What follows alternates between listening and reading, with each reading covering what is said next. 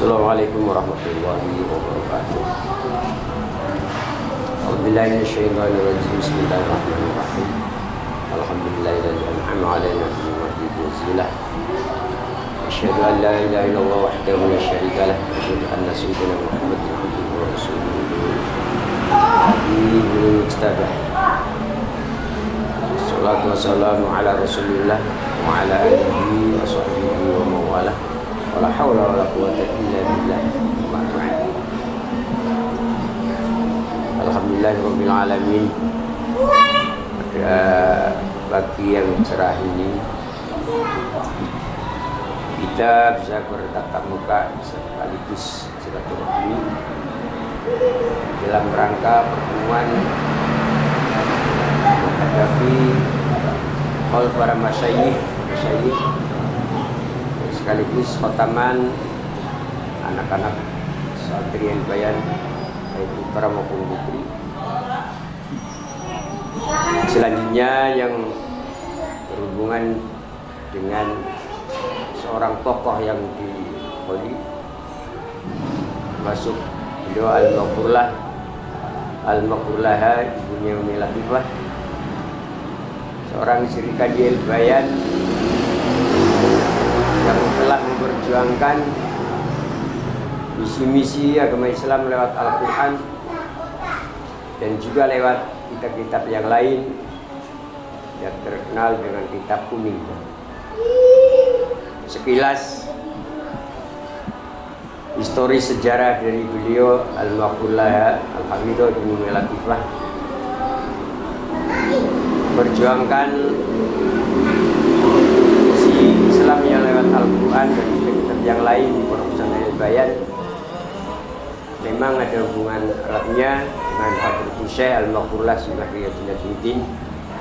Sekaligus beliau adalah putra yang kedua. Jadi putra yang kedua adiknya beliau Al-Maghfurlah. Beliau Haji Imam Syukri Najmuddin. Setelah semakin dewasa dia telah mengorbankan jiwanya untuk ingat bahwa seorang ayah yang begitu besar mempunyai santri waktu itu ya baru sekitar ratusan. Beliau bertekad ingin mengembangkan misi agama Islam lewat Pondok Pesantren Bayan.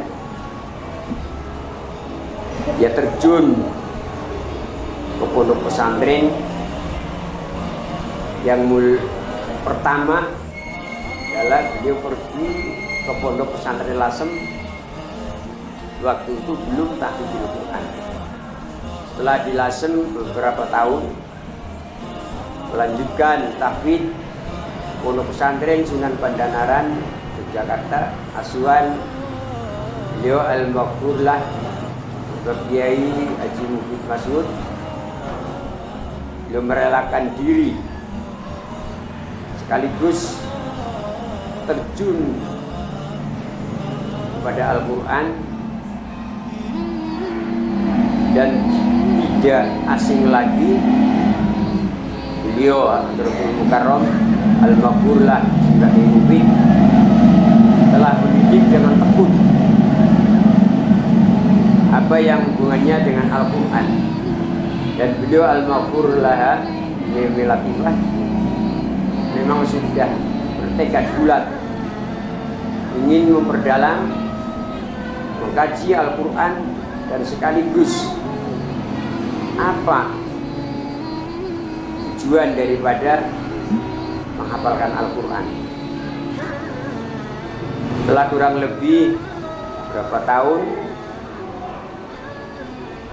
saya sendiri kurang memahami, yang jelas sampai alhamdulillah sampai final dan mendapatkan syahadah dari beliau Al-Maghfurlah walaupun tidak tertulis, kurang lebih tahun sebelum 80. Pulang tidak lama pas tahun 80 awal 80 akhir beliau menikah dengan saya sampai alhamdulillah dikaruniai putra 5 dan sekarang tinggal 3. Waktu itu beliau bertekad ingin mengembangkan Al-Quran di Al-Bayan lewat para masyayikh, para pengalim, terutama beliau al-maghfur lah bagi Haji Mas'ud Mufid Mas'ud Al-Habib. Alhamdulillah setelah tahun 21 melaksanakan pernikahan dengan saya sendiri, terus beliau mengembangkan Al-Quran lewat ridho sang ayah yaitu Hadratus Syekh Jimbah Kiai Haji Najmuddin, dan mulailah para anak-anak didik datang dari penjuru daerah, bukan Sumatera, Lampung, Jawa, mungkin luar Jawa waktu itu sudah ada walaupun masih terbatas. Alhamdulillah dengan tekad yang kukuh, hati yang mantap, istiqomah kolbak, beliau merelakan jiwa raganya untuk mendidik anak. Waktu itu masih dalam kondisi memprihatinkan. Tapi berkah videonya para guru, para masyayikh, terutama orang tua beliau Hadratus Syekh Al-Maghfur Simbah Kiai Haji Najmuddin, ridhonya telah memancar pada jiwa raga Al-Maghfur Ibu Latifah mengembangkan Al-Quran. Waktu itu sampai bisa lanjut santri-santri, bahkan bisa mencapai ilmu dari beliau, yakni ilmu yang berhubungannya dengan Al-Quran. Kelanjutannya beliau tidak hanya mengkaji dan memperdalam ilmu Al-Quran, bahkan melanjutkan kitab-kitab, dan sekarang kitab-kitab kuning. Dan memang yang jadi istilah santrinya wiridan, yang jadi kesenangan beliau yang hubungannya dengan Al-Quran adalah tafsir Jalalain. Tafsir Jalalain waktu itu beliau memang sangat mendalami, bahkan sekaligus dibaca kepada para santri-santri yang khususnya santri yang menghafalkan Al-Quran. Di dalam segi haliyah beliau sangat tawadu kepada para santri. Bahkan setiap saat beliau sampai terjun ke santri, setiap komplek mungkin kamar yang tujuannya mengingatkan jika ada santri yang beling tidak ngaji. Tapi dengan sifat tawadu dan akhlakul karimah, walaupun memang kiai Quran, barik kiai ataupun nyai sifatnya itu keras, tapi sifat tawadunya melekat di dalam diri beliau. Jadi artinya beliau keras tapi dekat dengan santri. Jadi harismatik beliau selalu jadi penilaian para santri. Dan alhamdulillah dengan kekerasan beliau memperjuangkan Al-Quran dan kitab-kitab yang lain dengan sifat yang sangat tawadu, keberhasilan alhamdulillah sangat memancar di luar Jawa ataupun di Jawa. Setelah beliau ikut serta dengan babaknya memperjuangkan pondok pesantren lewat Al-Quran, dan sekarang para santri-santri beliau juga semakin berkembang, termasuk santri yang di Jawa ataupun luar Jawa yang berhubungan dengan masyarakat. memang beliau juga mendalami suatu hadis yang tidak lepas dari Al-Quran yang dikaji, yang dipelajari. Bahkan ilmu hadis pun dia juga mumpuni, walaupun tidak semua ilmu hadis dia mumpuni, tapi termasuk dia juga mempelajari ilmu hadis waktu mondok di Pondok Lasem. Sampai beliau mengamalkan suatu hadis yang tidak bisa dipungkiri oleh setiap pejuang agama, apalagi sebelumnya pondok pesantren.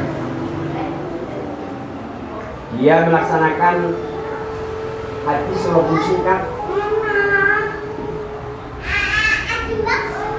yang disampaikan oleh Rasulullah SAW. Siapakah sebelumnya seorang wanita yang mempunyai askar solihah? Di dalam hadis disebutkan al-qaimuna bihuquqillah wa huquqi ibadih. Siapakah seorang wanita yang soleh, wanita yang bisa berhubungan langsung dengan Allah Subhanahu wa taala, yang tadi telah saya sampaikan hubungannya dengan Al-Quran dan kitab-kitab yang lain. Maksudnya ibadah kepada Allah Subhanahu wa taala semakin takarrub, semakin dekat. Dan juga dengan masyarakat melaksanakan apa yang disampaikan oleh Rasulullah SAW, bahwa kita hidup dalam masyarakat harus melaksanakan tasawwur mumasyarah. Di dalam hadis al-qaimuna bihuquqillah, jadi hidup dalam masyarakat harus benar-benar pandai bergaul dengan masyarakat. Makanya keduanya tidak boleh dipisahkan oleh seorang pejuang agama.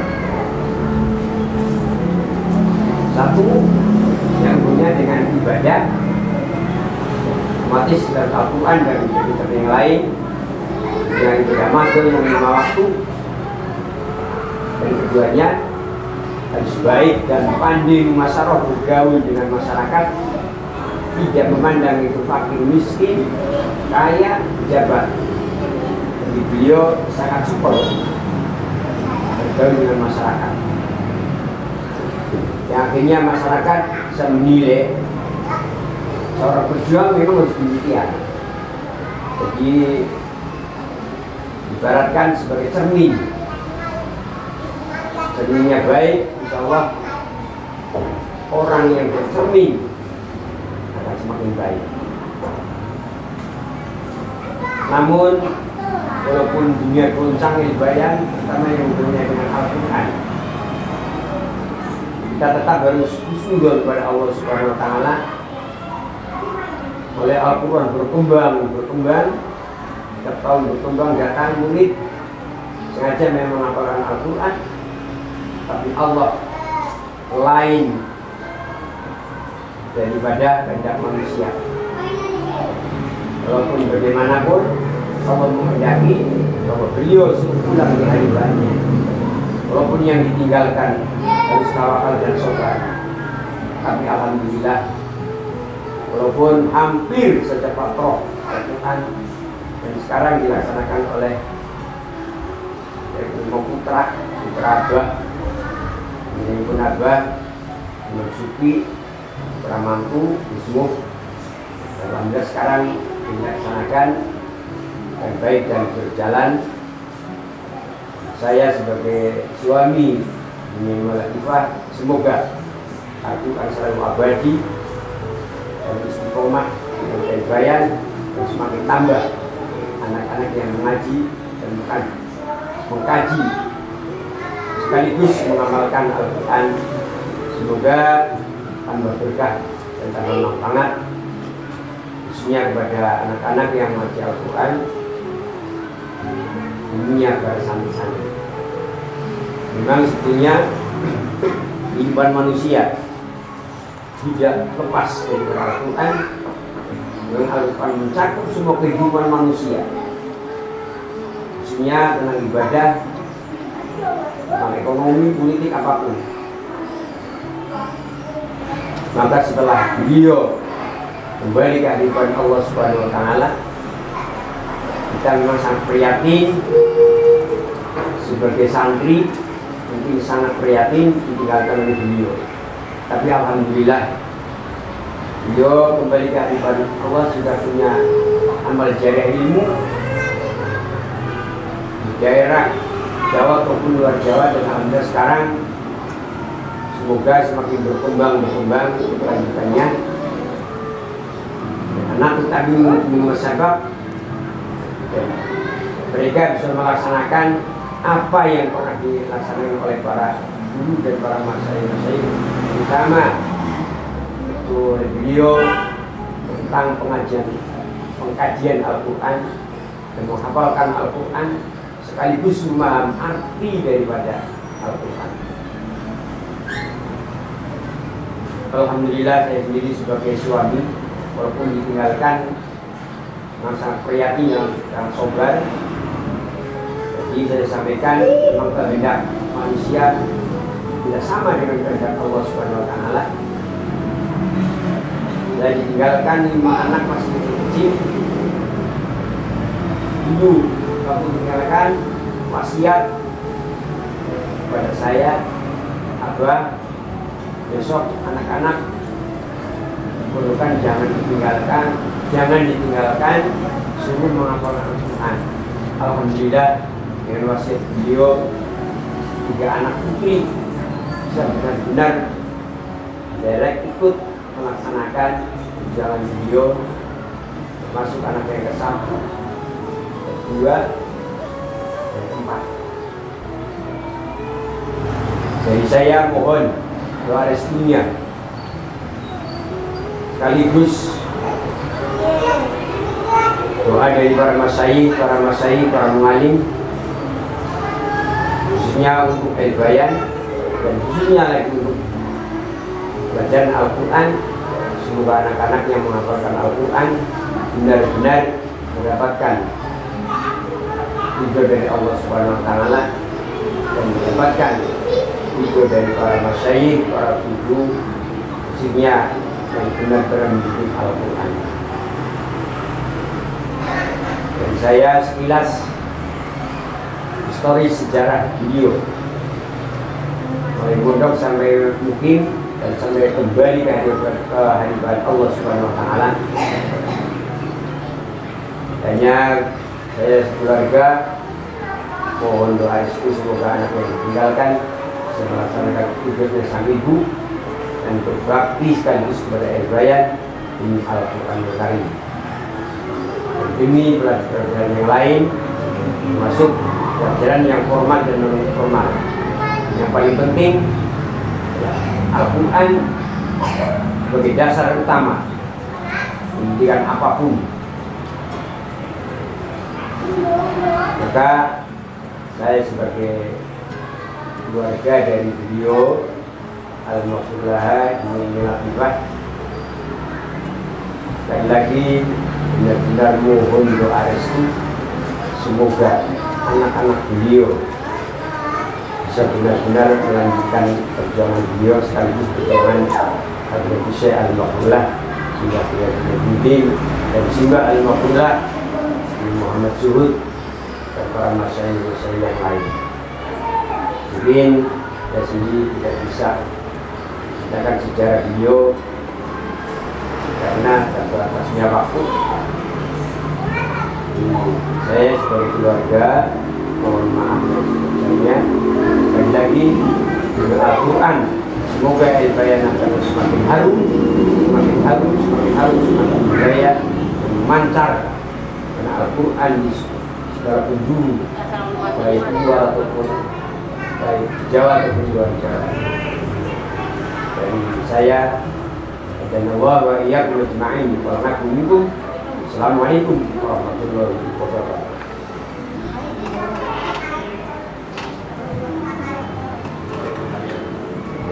Sekarang